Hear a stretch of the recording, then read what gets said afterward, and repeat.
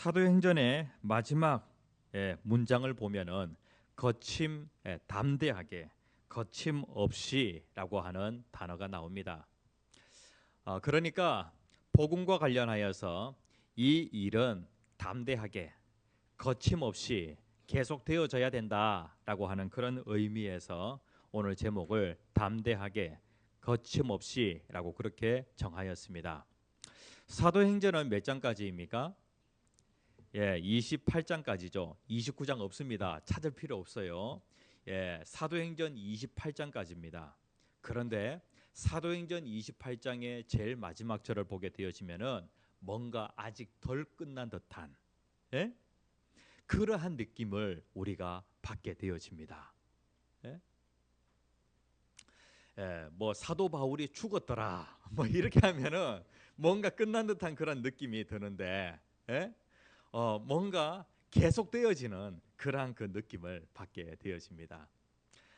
이것은 특별한 의미를 가지고 있는데 우리를 통하여, 예수님의 제자된 우리를 통하여 사도행전 29장을 계속해서 써내려가라고 사도행전 28장이 뭔가 미완성으로 맞춰지는 것을 보게 되어집니다. 그래서 부제로는요, 사도행전 29장, 그 다음에 또 현재 진행 중인 우리들 행전, 우리들 행전. 나중에 기회가 되면은 우리들 행전이라고 하는 그러한 책을 좀 쓰면 좋겠다라고 하는 그러한 생각을 하게 되어집니다. 우리들의 교회 안에 있는 예수님의 제자들을 통하여서 하나님의 나라가 어떻게 확장이 되어지는지 그 일을, 그 행적을 좀 기록했으면 좋겠다. 각 교회들마다 보면은 교회 연역이라고 하는 게 있잖아요. 교회 발자취가 있잖아요.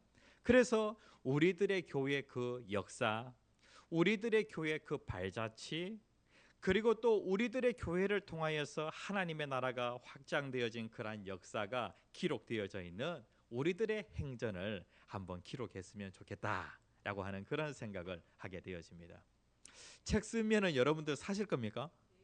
예. 그러면 책을 쓰도록 한번 노력해 보도록 하겠습니다. 책 가운데 아주 유명한 책을 명작이라고 그렇게 얘기를 합니다.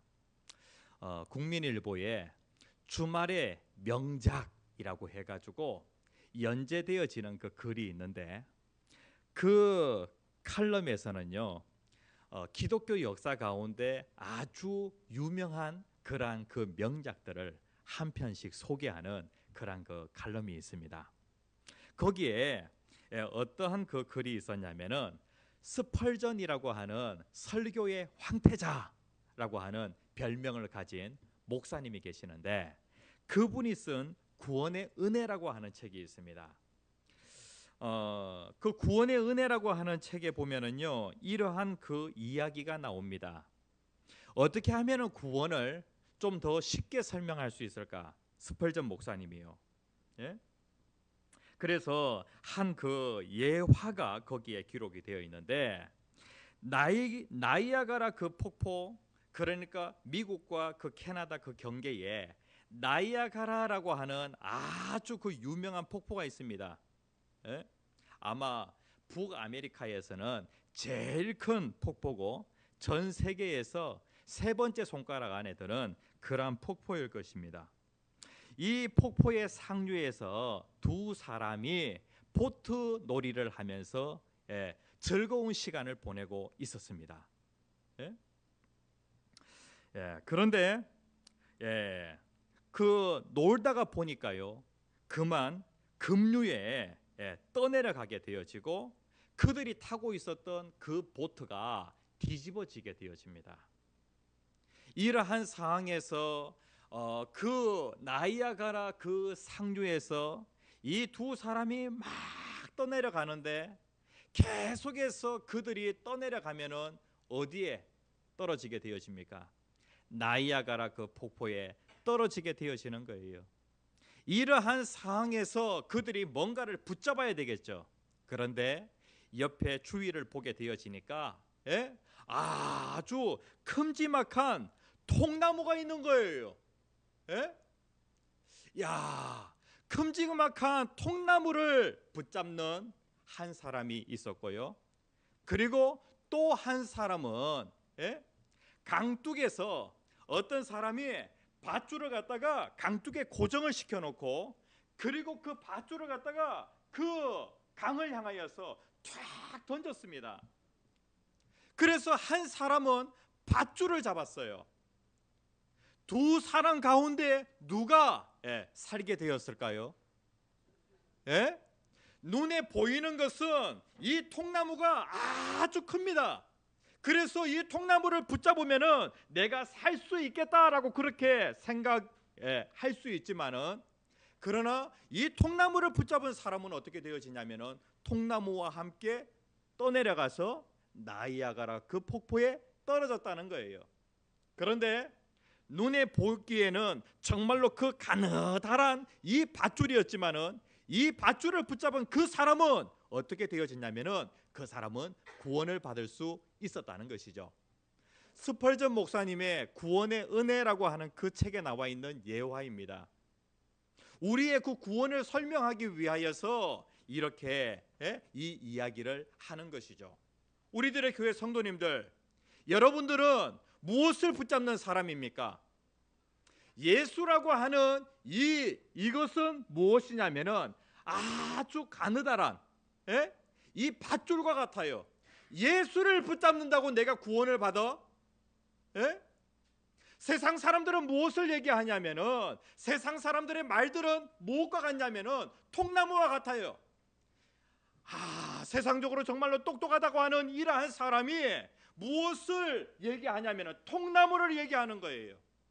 이 통나무를 붙잡으면은 당신이 살 수 있습니다라고 그렇게 얘기하는데, 세상의 그 철학자, 세상의 그 똑똑한 사람이 얘기하는 그러한 그 통나무를 붙잡았다가는 우리가 어떻게 되어지냐면은 나이아가라 그 폭포에 우리가 떨어져서 죽을 수밖에 없는 거예요. 하나님께서 우리에게 예수 그리스도라고 하는 그 구원의 밧줄을 우리에게 주셨는데, 예수라고 하는 그 밧줄을 붙잡게 되어지면은 우리가 어떻게 되어지냐면은 구원을 받을 수가 있는 거예요. 그러니까 강둑에서 지금도 많은 사람들이 예수라고 하는 그 밧줄을 그 강에 떠내려가는 그 사람들을 향하여 던지고 있다는 것이죠. 그러면은 그 밧줄을 붙잡아야 되는 거예요. 예수님께서 이제 이 땅에 33년 4개월 계시다가 하늘로 올라가시면서 제자들에게 무엇을 주었냐면은 구원의 밧줄을 주었어요. 예수라고 하는 밧줄을 주었어요. 그래서 제자들이 어떠한 일을 하였냐면은 그 떠내려가는 그 사람들을 향하여서 예수라고 하는 그 밧줄을 던지는 그 일을 열심히 하였던 것이죠. 그러한 사람들은, 그 밧줄을 붙잡은 사람들은 다 어떻게 되었냐면은 구원을 받게 되어진 것이죠. 사도행전이라고 할 때에 이 사도행전을 영어로 액츠라고 그렇게 얘기를 합니다. 그러니까 사도행전은 어떠한 뜻을 가지고 있냐면은 행적들이라고 하는 그런 뜻을 가지고 있어요. 행적들. 그래, 특별히 사도행전이라고 그렇게 얘기를 하잖아요. 사도들의 행적들이라고 하는 그러한 의미를 가지고 있습니다. 사도라고 한다면은, 사도는 어떠한 뜻을 가지고 있냐면은 보내심을 받은 자라고 하는 그런 뜻을 가지고 있어요. 그러니까 예수님으로부터 보냄을 받은 그러한 사람들이라는 것이죠. 예수님께서 12명의 제자를 선택하셔서 그들을 보내십니다. 세상으로 보내시는 거예요. 그래서 예수님께 선택받은 그 12명을 뭐라고 얘기하냐면은 사도라고 그렇게 얘기합니다. 이 사도들은 예수님께 직접 선택을 받은 그러한 사람들이기 때문에 좁은 의미의 사도들입니다. 그러면 이들만 사도들일까요? 이들만 사도들이라고 한다면 사도행전은 여기에서 끝나는 거예요. 그런데 사도라고 하는 뜻이 보내심을 받은 자예요. 예수님은 오늘도 여러분들을 하나님의 자녀로 부르셔서 여러분들 한 사람 한 사람을 어디로 보내시냐면은 세상으로 보내신다는 것이죠. 그래서 우리들이 써야 할 행전이 있다는 거예요. 우리들 행전. 우리들의 교회 성도님들, 하나님께서 우리들을 사랑하셔서 이곳에 모이게 하시고 이곳에서 우리들 행전을 쓰도록 하나님 그렇게 하셨어요. 그래서 우리는 어떠하든지 사도행전 강해가 오늘로써 맞춰지지만은 우리들의 그 삶은, 우리들의 그 행전은 여기에서 끝나는 것이 아니라 계속 되어져야 한다는 것이죠. 그래서 하나님께서 기뻐하시는, 하나님께서 읽고 기뻐하시는 그러한 우리들의 행전을 쓰려고 하면은 어떻게 해야 되는가? 오늘 한 3가지 정도로 한번 살펴보려고 합니다. 자, 1번 같이 한번 읽어봅시다. 시작. 구령의 열정을 가지라. 사도 바울이 사도행전 썼습니까? 사도 바울이 사도행전을 기록하게 되어집니다.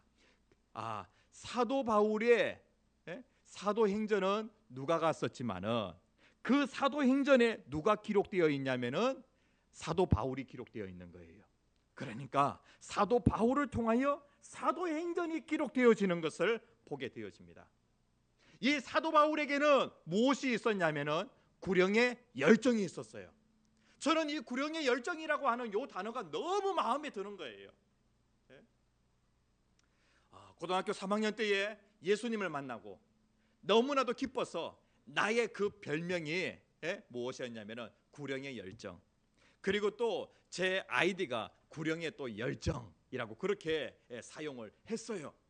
구령의 열정이라고 하는 단어가 너무 좋아가지고 이 구령이라고 할 때 이 구령은 어떤 뜻을 가지고 있냐면은 영혼을 구원하다라고 하는 그런 뜻을 가지고 있어요.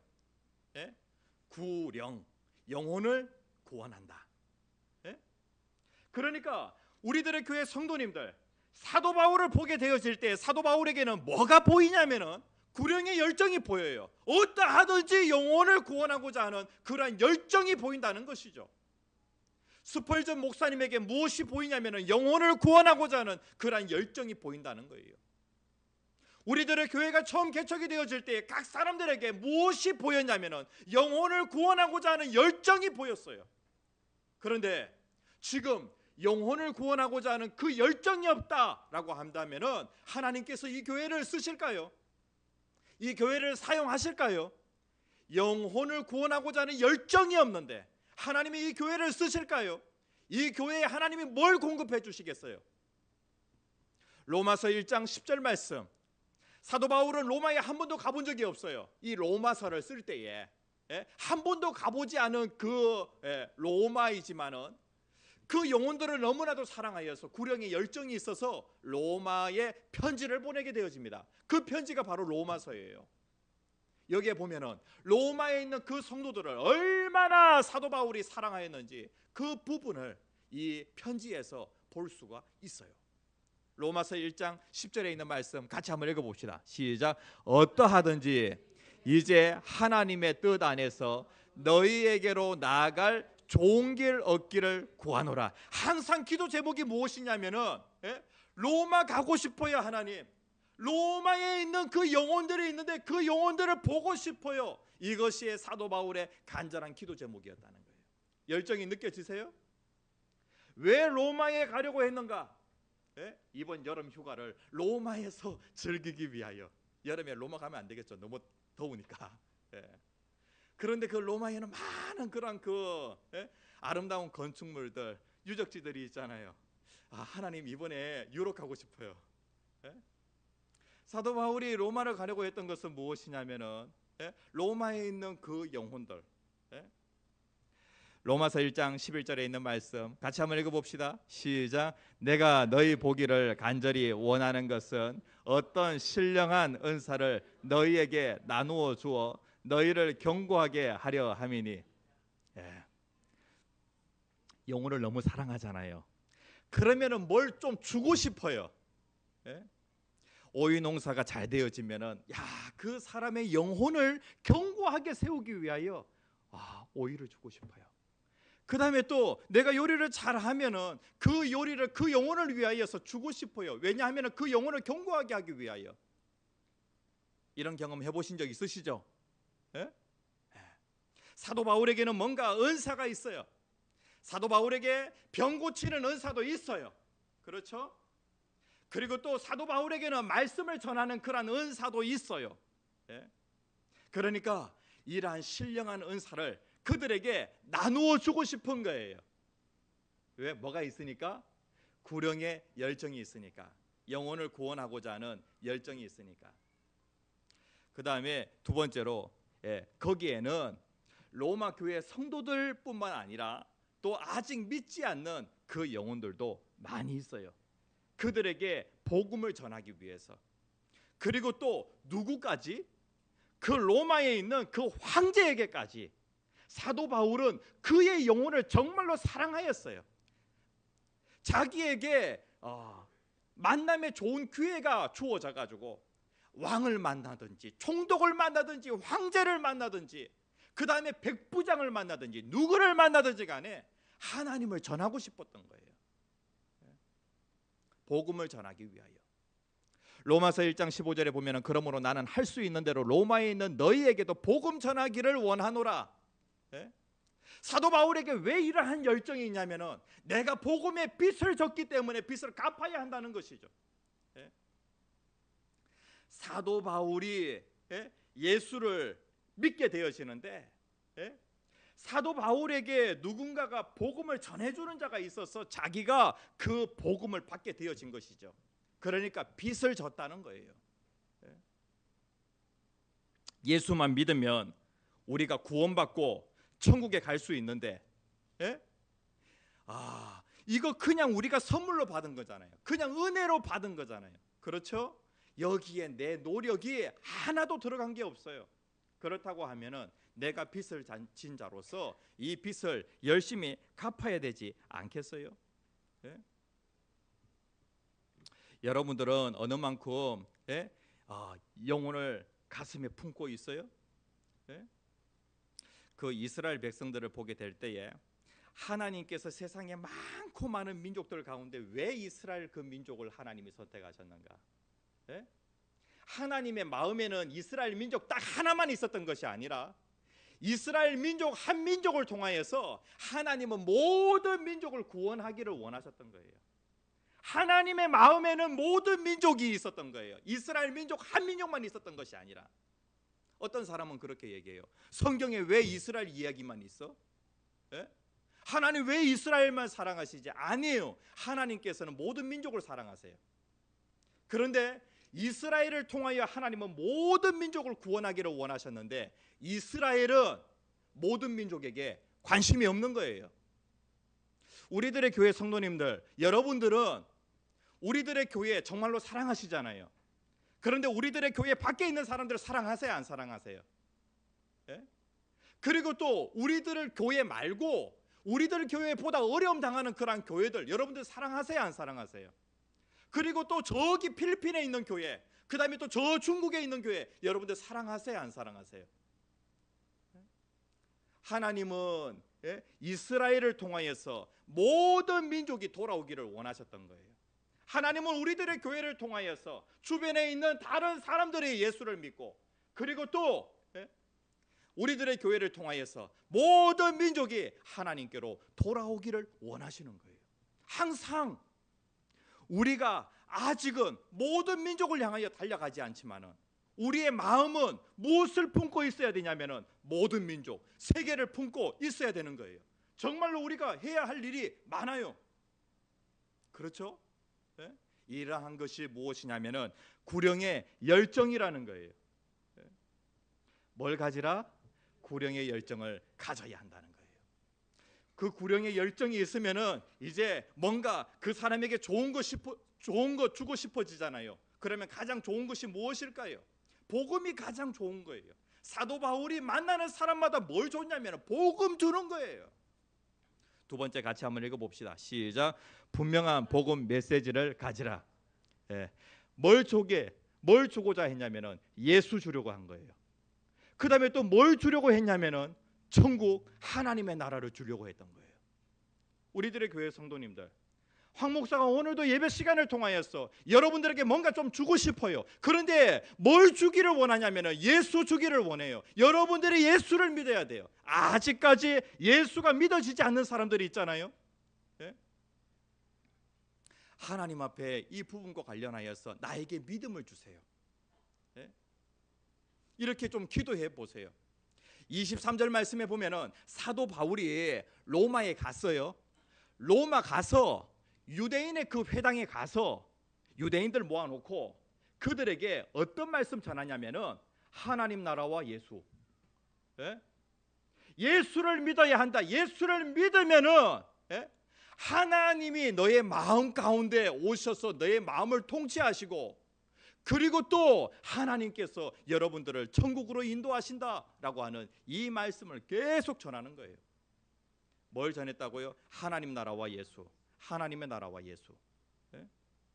23절에 보면은 아침부터 저녁까지 강론하여 하나님 나라를 증언하고 모세의 율법과 선지자의 말을 가지고 누구 설명했다고요? 모세 오경 있잖아요. 그 다음에 또 선지자의 글들이 있잖아요. 이것을 통해서 구약 성경을 통하여 누구 설명하냐면은 예수 설명하는 거예요. 사도 바울이 이걸 했다는 것이죠. 그 다음에 사도행전 31장 보면은 다시 또 이게 강조가 되고 있어요. 하나님의 나라를 전파하며 주 예수 그리스도에 관한 모든 것, 이것을 전했다라고 그렇게 말씀하고 있어요. 하나님의 나라. 예수님께서 이 땅에 오셔서 제일 먼저 전한 말씀이 뭐예요? 예수님이 공생의 사역을 시작하시면서 예수님이 어떤 말씀을 먼저 지내냐면은 부지런하십시오. 성실하셔야 됩니다.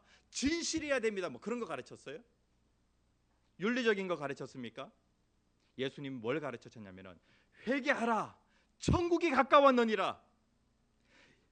우리들의 교회 성도님들, 여러분들의 마음에 그 천국은 누구로부터 시작이 되어지냐면은 예수로부터 시작이 되어져요.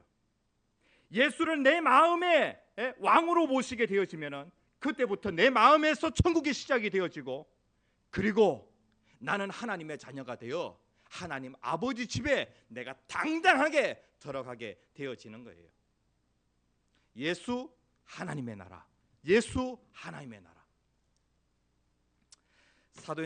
사도행전을 보게 되면은 사도행전은 누가가 썼다 그랬죠. 그런데 이 누가가 누가복음을 썼어요. 이 누가복음은 예수님께서 이 세상에 태어나시면서 그 다음에 십자가에 못 박혀 죽으시고 부활하시고 승천하시는 그 모든 과정을 누가복음에서 기록했어요. 이게 이제 누가가 쓴 첫 번째 책이에요. 그리고 사도행전에서는 뭘 기록하냐면은 하나님의 나라를 기록하는 거예요. 그래서 여기에 보면은 데오빌로요, 내가 먼저 쓴 글에는 무릇 예수께서 행하시며 가르치시기를 시작하신부터라고 하면서 예수.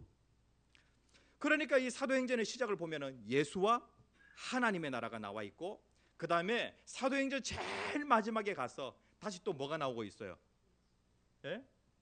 31절에 하나님의 나라를 전파하며 주 예수 그리스도에 관한 모든 것을 이라고 그렇게 말씀을 하고 있어요.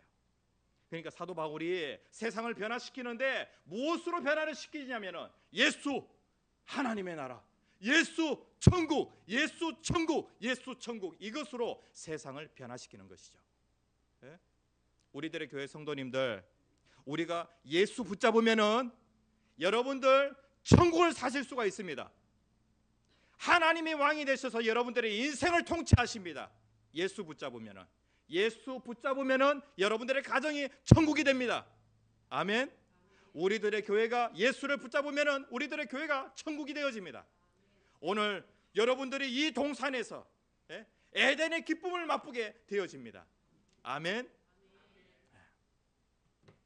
그러니까 사도 바울이 어떻게 하냐면은 구령의 열정이 있죠. 예수 천국 장착이 되어 있죠. 그러니까 사도 바울이 누구를 만나든지 어떻게 담대하게 거침없이, 담대하게 거침없이. 여러분들은 어때요? 이 복음을 전하려고 하면은 뭔가 내적으로 외적으로 장애물이 많아요. 그러니까 그냥 담대하지 못하고 거침 있게 그렇게 나아가는 경우가 많아요. 사도 바울이 이제 어떻게 됐냐면은요. 30절 말씀에 보면은 바울이 온 이태를이라고 그렇게 말씀을 하고 있어요. 사도 바울이 이 로마에 도착하기 전에 예루살렘에 있었잖아요. 그래서 그 가이사랴라고 하는 그곳에서 한 2년 동안 갇혀 있었어요. 한 2년 갇혀 있었어요. 그곳에서도 보면은 담대하게 거침없이 만나는 사람마다 그냥 복음을 전하는 거예요. 그다음에 로마에 왔어요. 로마에 왔는데 무슨 일이 벌어지게 되어지냐면은 유대인들이 좀 겁을 먹은 거예요. 왜냐하면 로마 법에 의하면은 죄 없는 사람을 고소하여서 무죄로 판결이 나게 되어지면은 고소한 사람이 좀 처벌을 받게 되어지거든요. 그러니까 유대인들이 고소를 취하게 되어집니다. 그런데 그 기간 동안에 재판에 그 진행되어지는 그런 그 과정에서 사도 바울이 2년이라고 하는 그 기간 동안 셋집에 머무르게 되어집니다. 셋집이 뭐냐 하면은 세를 주고, 제가 이제 지난주에 설교할 때는 나라에서 집을 구해줘 가지고 거기에서 생활하는 줄 알았는데 그 당시에는 그렇게 아니었대요. 자기가 돈을 내야 돼요. 바울이 돈을 내고 집을 구하게 되어집니다. 그러면은 그 집에 머무르게 되어지는데 군인들이 같이 따라 붙으면서 그 사람을 계속해서 감시를 하게 되어집니다. 그리고 일단은 가택 연금되어져 있는 그런 상황에서는 사슬에 묶이게 되어지죠. 어디 이제 멀리 도망을 가면 안 되니까. 사도 바울이 지금 이러한 상황이에요. 그래도 사슬에 묶여 있는 그러한 상황이고, 그렇기 때문에 뭔가 제한이 있는 그러한 상황이지만은 이러한 상황에도 사도 바울은 담대하게 거침없이 복음을 전가하게 되어집니다. 그러니까 사도 바울에게는 어떠한 꿈이 있었냐면은 로마가 복음으로 정복되어지는, 예수가 로마를 정복하는 그러한 꿈을 가졌던 것이죠. 그래가지고 로마에 가서 2년이라고 하는 기간 동안 셋집에 머무르게 되어집니다. 뭔가 변화가 일어났을까요? 그곳에서 담대하게 거침없이 복음을 전가하게 되어집니다. 이 담대하게라고 하는 뜻이 뭐냐 하면 두려움 없이 확신 있게 말하는 것을 담대하게라고 그렇게 얘기합니다. 거침없다라고 하는 것은 뭐냐 하면 방해 없이 자유롭게 말한다. 그러니까 담대하게라고 하는 것은 무엇이냐면 내적인 장애물에 전혀 상관없이, 그 다음에 또 거침없다라고 하는 것은 외적인 장애물에 전혀 상관없이 뭐 장애물이 있든지 말든지 간에 담대하게 거침없이 복음을 전가했다는 거예요. 그렇게 해서 딱 2년 동안 셋집에 머무르다가 가택연금 요게 이제 풀리게 되어집니다. 그러면 다시 또 사도 바울이 뭘 했을까요? 복음 전해야죠. 담대하게 거침없이. 그렇게 해서 저기 스페인 서바나도 한번 갔다 오게 되어지고, 여기 아주 잘 나와 있는 게 있어요. 사도 바울 1차 전도 여행 갈라디아로 갔어요. 2차 전도 여행 유럽으로 갔어요. 3차 전도 여행 아시아와 유럽 이렇게 다니게 되어집니다. 4차 전도 여행 로마 이렇게 다니게 되어지고, 그 다음에 이제 가택연금 풀리고 나서 어디를 가냐면은 스페인 갔다가 그 다음에 이제 자기가 세웠던 그런 그 교회들 다시 한번 둘러보고 그렇게 하게 되어집니다. 그리고 주후 64년에 로마 황제가 로마에 대화재가 있게 되어지는데 그 모든 책임을 다 유대인들에게 다 몰아버리게 됩니다. 그때에 그 유대인들 가운데 그 대화재의 주동자로 누가 몰리게 되어지냐면은 사도 바울이 몰리게 되어져요. 그래가지고 억울하게 사도 바울이 박해를 받고, 그리고 64년에서 68년 그 사이에 바울과 그 다음에 베드로가 순교하였다라고 그렇게 기록이 되어져 있어요.